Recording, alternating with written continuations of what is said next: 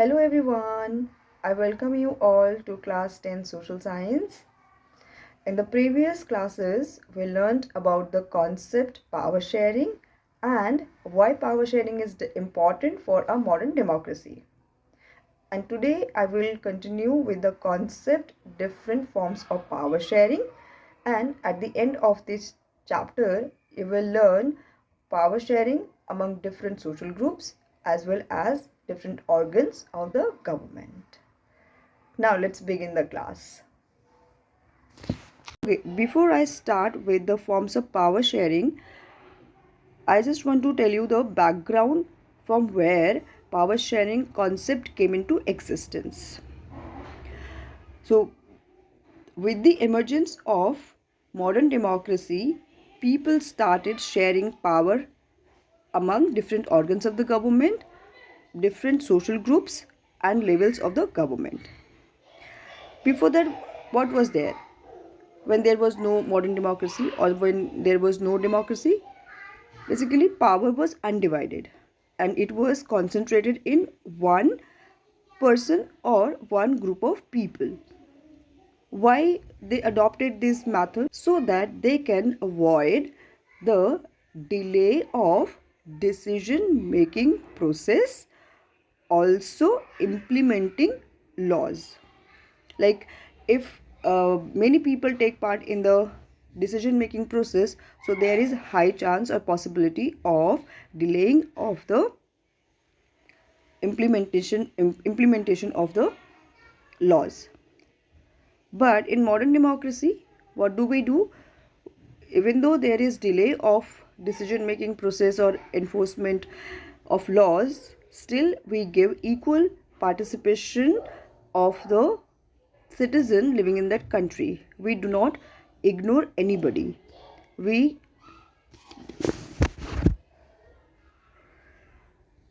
In the modern democracy, people are the source of all political power. People, here you will see, people rule themselves through the institution of self-government. Second important aspect of this context is due respect is given to diverse groups. Diverse groups meaning, for example, India is a diverse country. It has ethnically diverse group. For example, Bengali, Tamil, then Kannada people are there. If I talk about a linguistically diverse group, again same, Hindi speaking people. See, there are many caste groups in India. Not only that, but also you can see there are many religious group. So in order to take care of the needs of each and every group, we needed to have modern democracy so that we can satisfy the need of the people, also take care of their feelings. In case of Sri Lanka, you have seen that Sinhala people were dominating the Tamil people. So what was happening? Sinhala people were not able to take care of the feelings of the Tamil people, and they were not able to respect them. Like here you can see due respect is given to diverse groups, and everyone has a voice in the shaping of public policies. Clear? So basically we need to share power so that we can take care of the people's need, demand, also feelings. If we hurt others' feelings, what will happen? Definitely there will be conflict in the country. One basic principle of democracy is that people are the source of political power. You can underline what I am reading. Second, in a democracy, people rule themselves through institutions of self-government. So here institutions are mainly legislature, executive and judiciary. You can see people are elected from among themselves. Also, you can see that the elected representative take care of the needs of the people in that area or in that country or state as a whole. In a good democratic government, due respect is given to diverse groups and views that exist in a society. So nobody is ignored, nobody is made feel alienated.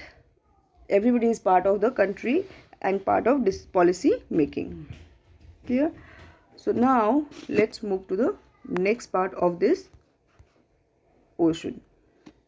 See, you can see this, I'm just zooming it. In modern democracies, power sharing arrangements can take many forms. Let us look at some of the most common arrangements that we have or will come across.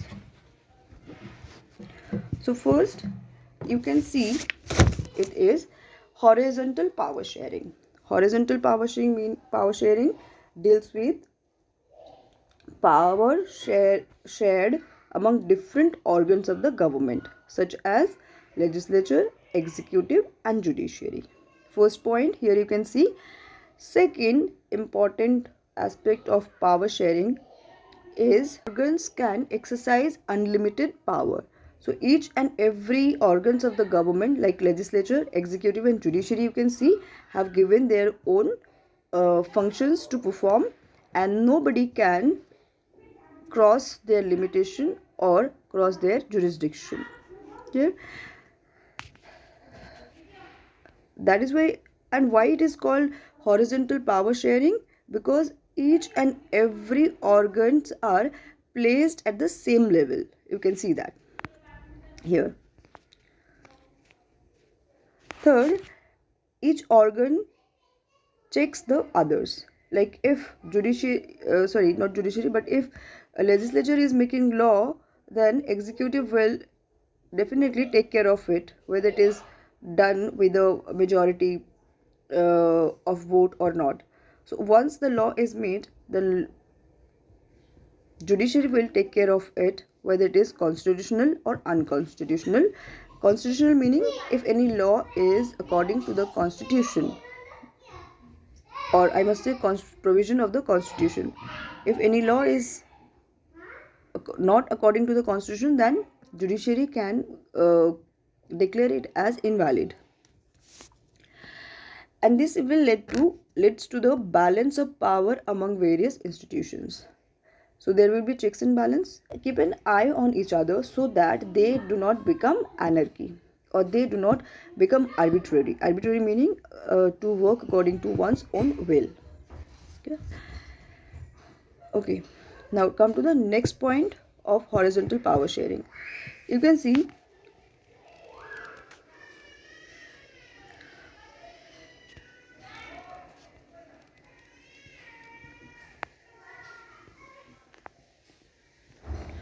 not written here. Okay. All the ministers and government officials are responsible to the parliament or state assembly. Judges are appointed by the executive. They can check the functioning of executive or laws made by the legislature. Already I discussed, like it is the function of judiciary to take care of any law which is constitutional or unconstitutional. And another important point over here is that judiciary is the guardian of our constitution. That means if any law is against the constitution, it will immediately take action to make this unconstitutional law into constitutional. That is why it is called the system of checks and balance. Okay, now let's move to the vertical power sharing. So vertical power sharing is basically power can be shared among governments at different levels. Different levels of government already have discussed with you. Central government for the whole country, state government for different states, and local government for the local units. Local units meaning they are basically panchayat at the village level, or I must say rural area. And in urban area you will see there is municipalities. For example, MCD, you must have heard about MCD. So MCD is what? It is Municipal Corporation of Delhi. That means municipalities work in big cities. So I would like to read something. A general government for the entire country and government at the provincial or regional level. Such a general government for entire country is usually called federal government. In India, we refer to is at the central or union government. The government at the provincial or regional level are called by different names in different countries, but in our country it is called state level government. Okay, now let's move to the next part. In India, we call it state government, already I discussed. The system is not followed in all the countries because different countries have their different setup. There are many countries where there are no provincial or state government. What happens there? They have only one government, that is called unitary government. So in India you will see power has been shared among central, state and provincial government. That is why it is called federal form of government. But some countries where there is no division of power among different levels of the government, it is called unitary form of government. Unitary meaning one. They have only one government, that is central government only. Okay, this is why it is called division of power involving higher and lower levels of government, vertical division of power. So what you need to do, you need to underline, this is very important. Division of power involving higher and lower level of the government, vertical division of power. Clear? Okay, now next, third is power may be shared among different social groups, such as you can see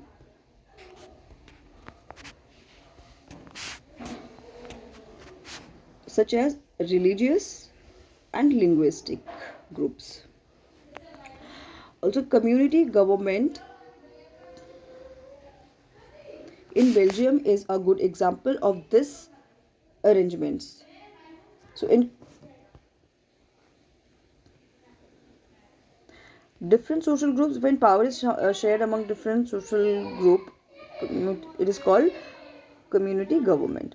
So for example, Belgium, India, mainly weaker section, SC, ST, OBC and women are representing themselves in the legislatures and administration. So last year we studied the system of reserved constituencies. So here reserved constituencies meaning what? 33% seats were reserved for women, and some part or portion of seats were reserved for SC, ST and OBC. For OBC it was 27%. For SC it was 15%. For ST it was 7.5%. Understanding? So that is how we need to share power among different social groups as well as in the different organs of the government. Okay, now let's move to the next part. This type of arrangement is meant to give space in the government and administration to diverse social groups who otherwise would feel alienated from the government.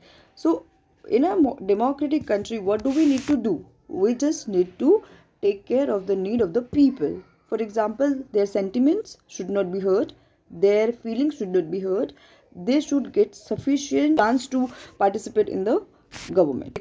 This method is used to give minority community power. Sharing arrangement can also be seen in the way political parties, pressure group and movements. So here pressure group is very important. Political party, you already know what is political parties. In the next chapter, not next chapter, but in one of the chapters we will study about political parties. But political parties everybody knows, like BJP is a political party, Aam Aadmi Party, Congress, there are so many. But here important thing is pressure group. Pressure group meaning group of people, those who put pressure on the government in order to modify the policy first. Second could be to manipulate the government so that the government can bring laws for their interest, or whatever the demands the pressure groups have, can be fulfilled by the government. So here for example, pressure group, you can see student can form their own groups. What could be their demands? Probably, concession in hostel fees, could be increasing marks, could be reservation, could be concession in admission fees. It could be anything. Demands by the students can be taken to the government so that government can take care of their needs and demands. And also you can see movement groups. Movements, you must have seen that many people they start movement so that they can bring change in the society. For example, Narmada Bachao movement, you will study about this later in the geography chapter. So what does it say? Why people started Narmada Bachao movement? So that they can protect the people living in that area, also can protect the environment. In a democracy, the citizen must have freedom to choose among various contenders for power. Like in a democratic country, you can choose any political leader. You can join any political party. You can, contest election on behalf of any political party. Nobody is going to stop you. Why? Because you have a right to choose your own representative, or to get elected, or to be part of any political party. That's called political freedom. Nobody is going to go against you if you choose any political party. In contemporary democracies, this takes the form of competition among different parties. Such competition ensures that power does not remain in one hand. So it is very important. We have competition, that's why it shows that people take part from different groups and there is division of power. Otherwise, if there is no competition, that means only one person is fighting election and one person is only winning the election. In the long run, power is shared among different political parties that represent different ideologies and social groups. Yes, already discussed a lot about social groups and ideologies. Might be some people follow Gandhian ideology, some people Marxist ideology, some people follow the rightist ideology. Coalition government and alliance. Also, you can see there is one important point. Just now we discussed ideology. Okay.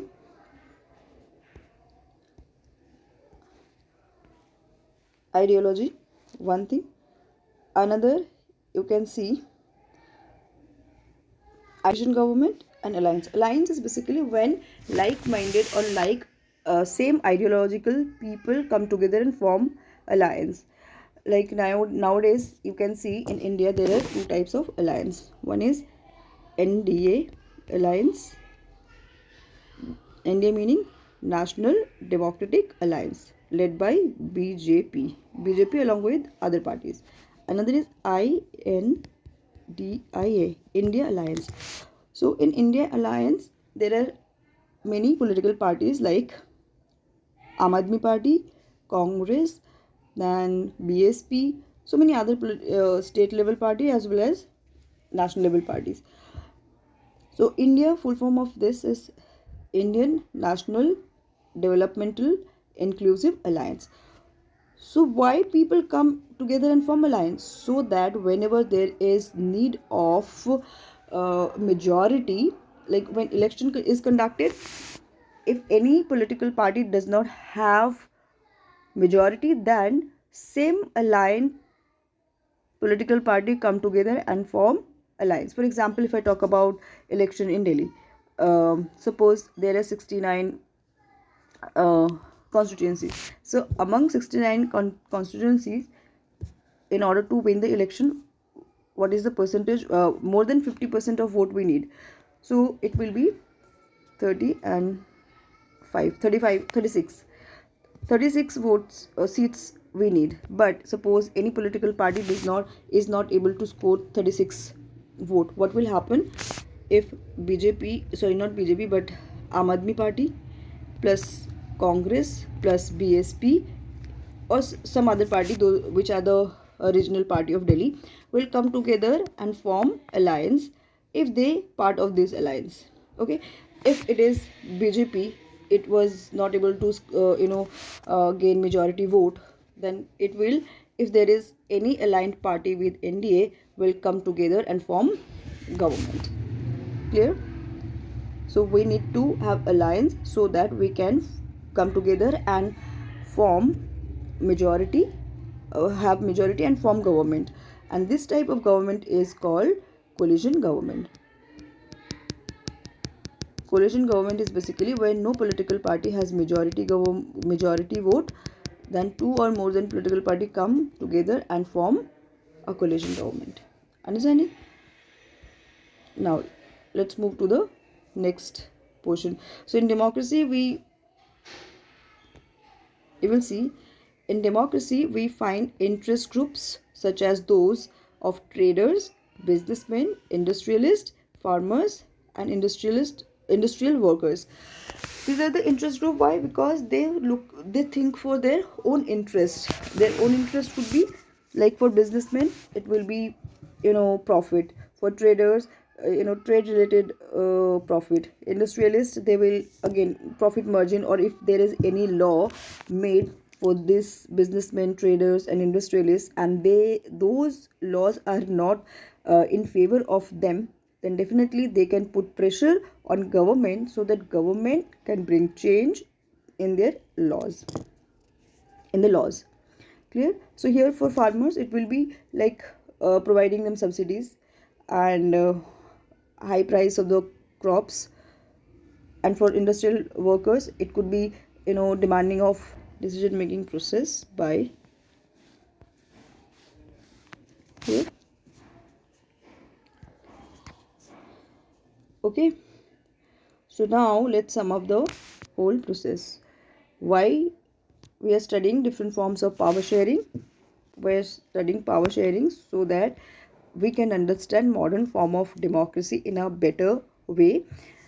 Modern form of democracy talks about taking care of all the people irrespective of their caste, color, gender, ethnicity or religion, and it talks about competition, political competition. If power is shared among different groups, then there will be political competition, and even though, and it will be a healthy democracy. Clear? So four forms of power sharing. First it is horizontal power sharing. That means power share among the different organs of the government: legislature, executive, judiciary. Second, vertical power sharing. It is from top to bottom, like central, state and local level government. Then among different social groups, you got to know about this, like reservation should be given to SC, ST, OBC and women. Fourth one is political parties, pressure groups and movements.